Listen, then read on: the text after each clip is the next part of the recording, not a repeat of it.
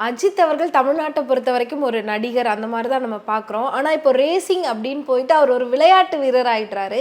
இப்போ இந்த ஆட்ஸ்லலாம் நடிக்கிறதுக்கு காரணம் அவர் ஒரு விளையாட்டு வீரர் அப்படிங்கிறதுனாலயா? இல்லைங்க, இப்போ சச்சின்லாம் நடிக்கிறாருன்னா அந்த பணத்தை எடுத்துகிட்டு அவர் வீட்டுக்கு போயிடுவார். இந்த பிரச்சனையில் என்னென்னா, அஜித் வந்து அவ்வளோ செலவு பண்ணுறாரு. இந்த கார் ரேஸுக்கு அவ்வளவு செலவு பண்ணுறாரு, பணத்தை கொட்டிக்கிட்டே இருக்கார்.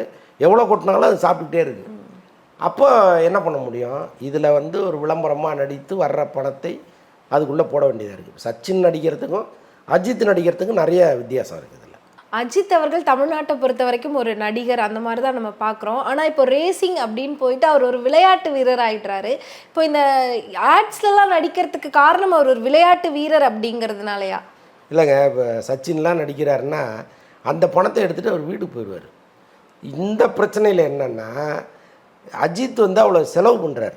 இந்த கார் ரேஸுக்கு அவ்வளவு செலவு பண்ணுறாரு, பணத்தை கொட்டிக்கிட்டே இருக்கார். எவ்வளோ கொட்டினாலும் அது சாப்பிட்டுக்கிட்டே இருக்குது.